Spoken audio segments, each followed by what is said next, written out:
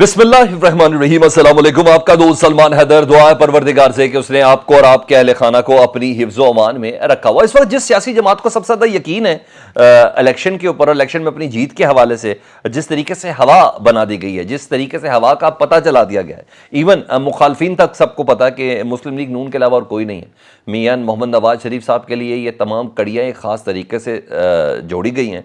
ये मसरत बड़े अच्छे तरीके से सजाई गई है और जिस तरीके से मियां मोहम्मद नवाज शरीफ साहब की दोबारा से री लॉन्चिंग हो रही है और इस बार सिस्टम का लाडला मियां मोहम्मद नवाज शरीफ के अलावा कोई नहीं है, उस तरीके से अब अंदाज़ा लगाया जा सकता है कि अब जो चीज़ें हैं ना, जो बिल्कुल गैर फितरी तरीके से बनाने की कोशिश की थी, कुछ सिर्फ अगर कारकर्दगी की बिना पर बात करें तो कोई भी नहीं इस बात पर यकीन कर सकता कि मियां मोहम्मद नवाज शरीफ साहब को इस वक्त वोट की ताकत से चौथी बार वज़ीर आज़म बनाया जा सकता है। क्योंकि उस कारकर्दगी में पिछले 16, 17, 18 महीने ज़रूर शामिल है ना, जिसमें उनके सगे भाई शहबाज शरीफ साहब शामिल हैं, उनके सब्दी इसहाक डार शामिल हैं। तो अब वो कौन से तराइक हैं जिनको इख्तियार करें जिसकी बिना पर ये जो गैर मरई ताकतें हैं इनके मरई होने पर यकीन हो जाए।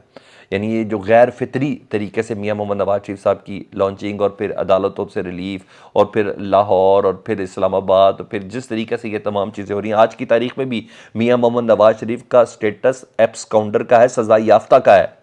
अभी तक अदालत ने कोई फैसला नहीं दिया हुआ, सिर्फ अपीलें बहाल की हुई हैं। तो इतना कुछ पाकिस्तान के सिस्टम के अंदर कानून के साथ जो उथल पुथल हो रही है ना, तो सिर्फ मियां मोहम्मद नवाज शरीफ साहब के लिए हो रही है। तो ये चीज़ें बाकायदा तौर पर मैंने कहा था छुप छुपा के भी हो सकती है, मैंने माजी में बोला, लेकिन इतने खुलेआम तरीके से हो रही है कि जिसको अगर मैसेज नहीं भी पहुंचा उसको भी लाउड एंड क्लियर मैसेज पहुंचे। वो भी अपना सामान पैक करके अगर वो थोड़ा बहुत सोच रहा है ना, तो वो सोचना बंद करे, काम शुरू करे।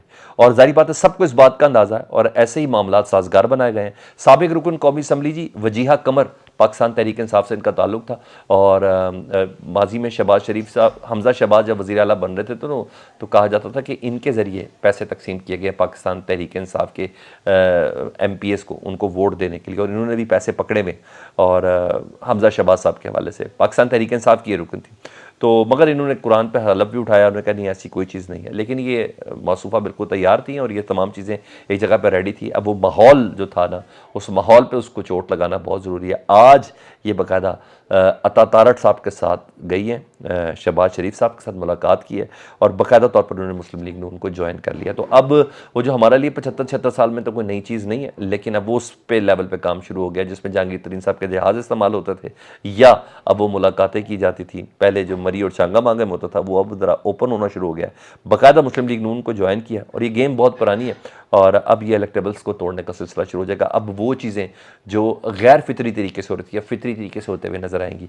अब आपको माहौल साजगार बनता हुआ नज़र आएगा कि मियां मोहम्मद नवाज शरीफ साहब को ऐसे नहीं लाया गया। उनके लिए वो तमाम कोशिशें जो हैं वो सिर्फ उनके केसेस ख़त्म करने के हवाले से नहीं, उनको रिलीफ देने के हवाले से नहीं, उनकी री लॉन्चिंग के हवाले से नहीं, बाकायदा तौर पर अब उनकी पार्टी के अंदर उन तमाम अफराद को शामिल किया जाएगा। तो बहरहाल ये नेक्स्ट लेवल की पॉलिटिकल इंजीनियरिंग है जिसका आगाज़ हो चुका है। लेकिन कह रहे हैं जो किसी के लिए खड्डा खोदता है उसके लिए अपनी भी बड़ी तकलीफ़ होती है। जो खबर इस वक्त मैं आपको देने जा रहा हूँ वो खबर मैंने आपको पहले भी दी थी, लेकिन मज़ीद इसमें जिसे कहते हैं ना स्ट्रॉन्ग चीज़ें शामिल हो गई हैं। मुस्लिम लीग नून लाहौर के सदर हैं जी सैफुल मलूक खोकर जी। जिस दिन से उनको लाहौर का सदर बनाया गया है कि मुस्लिम लीग नून के लाहौर में बखिया उड़ चुके हैं।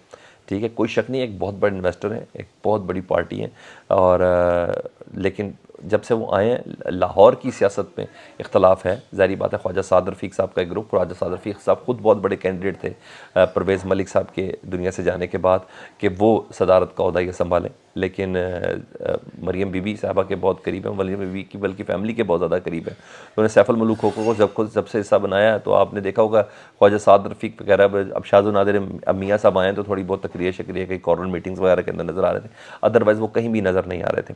तो अब ये जो तकसीम है ना ये बहुत ज़्यादा बढ़ गई है, दड़ेबंदी का मुस्लिम लीग नून लाहौर के अंदर शिकार है जी। और टिकटों की तकसीम के मामलात पर ये चीज़ें बिल्कुल मुख्तलिफ हो गई हैं। ज़ाहिर बात है सैफुल मलूक जब से आए हैं अभी तक पैसे लगा ही रहे हैं ना बेचारे, जितने भी कॉर्नर मीटिंग्स जो फेल भी हुई होंगी, लेकिन जितने भी कन्वेंशंस उसमें सैफुल मलूक का ही पैसा लग रहा था। दूसरा अभी इस वाले फेज़ के अंदर चाहे शादरा का जलसा हो जिसमें 125 हो या ठोकर रियाज बेग वाला जो जलसा हो जिसमें बूफे शूफे लगे हों, और अब मियां मोहम्मद नवाज शरीफ साहब का جو مینار پاکستان میں جو جلسہ تھا، جو ان کی لانچنگ تھی، ان تمام میں صرف اور صرف پیسہ لگ رہا ہے سیف الملوک کھوکھر صاحب کا. اب جو بندہ پیسہ لگا رہا ہے تو ظاہر بات اس نے پیسہ کمانا بھی ہے، اور وہ پیسہ کمانا کیسے ہے؟ وہ ٹکٹوں کے ذریعے کمانا ہے. تو اس وقت پھڈا ہے مسلم لیگ نون کی لاہور میں کہ جو پیسہ لگا رہا ہے وہی چاہ رہا ہے کہ میں اپنی مرضی سے ٹکٹیں دوں، لیکن بات ایسے بنتی ہوئی نظر نہیں آ رہی، اور یہ اپنی مرضی سے دلوانا چاہتے ہیں. تو میاں محمد نواز شریف صاحب جو اب کمنگ ویک سے، کل سے جو ہفتہ آغاز ہونے جا رہا ہے، جس کے اندر وہ باقاعدہ طور پر اپنی سیاسی ایکٹیویٹیز کا آغاز کرنے جا رہے ہیں، تو ان کو یہ بہت بڑا چیلنج ہے اپنی بیٹی مریم کو ناراض کرتے ہوئے سیف الملوک کھوکھر کی صدارت کو بحال نہ رکھنا. تو یہ وہ چیزیں جس کی بنا پر ابھی تک کسی کے تصور میں بھی نہیں ہے کہ مسلم لیگ نون لاہور کے اندر دوبارہ سے اس طریقے سے لانچ ہو سکتی جو ایک زمانے میں ان کا کلا تصور کیا جاتا تھا. ادھر پیپلز پارٹی اور نون لیگ اب ان کی لڑائی ایک دوسرے کو ایکسپوز کرنے میں آگے، ایکسپوز تو کر بھی رہے ہیں. خورشید شاہ صاحب نے کہہ دیا کہ ہم 17-18 مہینے کی ان کے ساتھ جو ہم نے گورنمنٹ کی تھی، ہم اس کی پوری قوم سے معافی مانگتے ہیں، ہم اپنے تحدی ہونے پر پوری قوم سے معافی مانگتے ہیں. اب نبیل گبول صاحب نے ٹی وی پروگرام میں کہا جی آزاد کشمیر میں جب عمران خان صاحب کی حکومت ابھی انہوں نے ریسنٹلی ختم کی تھی، انہوں نے کہا ہم سے وعدہ کیا گیا تھا کہ 16 سیٹوں کا پیپلز پارٹی کو 16 سیٹیں دی جائیں گی. تو اینکر نے پوچھا بھائی یہ وعدہ کس نے کیا تھا؟ مگر ملی تو آپ کو 10 سے 11 تھی. انہوں نے کہا وہ ہنستے ہوئے کہا وہی جنہوں نے وعدہ کرنا تھا، یعنی عوام نے جنہوں نے ووٹ دینا تھا انہوں نے کیا تھا. اچھا، تو بہرحال ساری دنیا جانتی کہ ان سے کس نے وعدہ کیا تھا. یہی گلگت بلتستان کے الیکشن میں بھی ہوا تھا، کس طرح خالد خورشید کو نکالا گیا تھا اور ان کو نااہل کیا گیا تھا، پھر کس طرح ان کے والد صاحب دوبارہ سے جیتے وہاں سے، اور پھر ان کے الیکشن کو کیسے روکا گیا، پھر کس طرح ایک شخص جو پنڈی کے اندر آئی سی یو میں تھا اور اس کو گل بہر یا اس کو وزیر اعلیٰ بنایا گیا. یہ تمام چیزیں سب کو بہت اچھے سے پتہ ہے کہ کس طریقے سے مینیج ہوتی ہیں. بہرحال آج یہ خود بتا رہے ہیں کہ ہم نے کس طرح عمران خان صاحب کی کشمیر میں حکومت توڑی ہے، تو یہ چیزیں کس طریقے سے مینیج تھیں. تو کہنے کب تک کوئی کس طرح چھپا لے گا، ایک نہ ایک دن چیزیں تو سامنے آئیں گی. سہیل وڑائی صاحب جی عام طور پر صرف خبر نہیں دیتے بلکہ پورا ٹیزر دیتے ہیں، اور ٹیزر میں وہ بہت سے مشورے بھی دے رہے ہوتے ہیں، اور مشورے بھی اتنے سادے نہیں ہوتے، اس میں تجاویز ہوتی ہیں، اور تجاویز بھی کسی خاص جگہ پہ بیٹھنے کے بعد ہی نکلتی ہیں. اور وہ انہوں نے پہلے نواز شریف صاحب کو بھی کچھ مشورے دیے تھے، اب وہ پاکستان تحریک انصاف کو ہی مشورہ دے رہے ہیں سہیل وڑائی صاحب جی.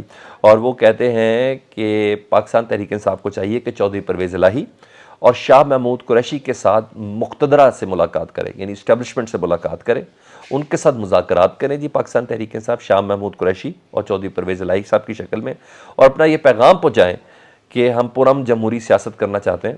9 مئی کا واقعہ ایک بہت بڑی غلطی تھی جس سے سبق سیکھ کر آئندہ سیاست میں اپنا راستہ بنانا چاہتے ہیں. اچھا، سہیل وڑائی صاحب نے یہ تجویز دی ہے، پھر بتا رہا ہوں یہ تجویز اتنی سادہ نہیں ہے، یہ تجویز ہر لحاظ سے بتا رہی ہے کہ پاکستان تحریک انصاف کو مانس عمران خان کے ساتھ آگے بڑھنا ہوگا. اسٹیبلشمنٹ یہ چاہتی ہے، مگر ظاہری بات ہے پاکستان تحریک انصاف کا عمران خان کے بغیر چلنا ممکن نہیں ہے، کیونکہ عمران خان صاحب کو مائنس ہونا افورڈ ہی نہیں کر سکتی پاکستان تحریک انصاف. جس طریقے سے پریس کانفرنسز، انٹرویوز اور ویڈیو پیغامات آ رہے ہیں نا، اس کے بعد تو یہ سوال ہی پیدا نہیں ہوتا. پارٹی عمران خان ہے اور عمران خان ہی پارٹی ہے. تو بہرحال ایک مشورہ تو دیا گیا ہے کہ پرویز الہی صاحب کو باہر نکالیں، شاہ محمود قریشی صاحب کو باہر نکالیں. پہلے پاکستان تحریک انصاف اس سلسلے میں تیار ہو جائے کہ یہ دونوں باہر نکل کر اسٹیبلشمنٹ سے، یا مقتدرہ کا لفظ استعمال کیا، ان سے کوئی مذاکرات کا نیا راستہ بنائے. ہاں، کرائٹیریا وہ ہے کہ سب سے پہلے آپ کو 9 مئی کی مذمت کرنی ہے، جو پہلے بھی پاکستان تحریک انصاف کر چکی ہے اور ہم بھی کرتے ہیں، ساری دنیا کرتی ہے. ٹھیک ہے، کوئی بھی اس کو سپورٹ نہیں کرتا، وہ غدار ہے جو سپورٹ کرتا ہے 9 مئی کے واقعات کو. بہرحال اشرف شریف صاحب کی شہادت کا مقدمہ جی اور کینیا میں دائر کیا گیا تھا. ظاہری بات ہے بیسکلی ریاست پاکستان کا یہ کام تھا، مگر ان کی بیوہ نے اس کو مقدمہ دائر کیا تھا جی. 31 اکتوبر جی ہاں پرسوں اس کو سماعت کے لیے مقرر کر دیا گیا ہے. کینیا کی عدالت نے اٹارنی جنرل صاحب کو اور پولیس کو نوٹس جاری کر دیا. میں نے بولا کہ یہ ذمہ داری ہماری ریاست کی تھی، لیکن ان کی بیوہ نے انیشیٹ کیا، یعنی ہماری ریاست یہاں بھی ناکام ہی نظر آئی اور کچھ بھی نہیں. آپ کو کیا لگتا ہے؟ فیڈ بیک پر ضرور بتائیے گا. اپنا بہت زیادہ خیال رکھیں. اللہم صلی علی محمد و آل محمد.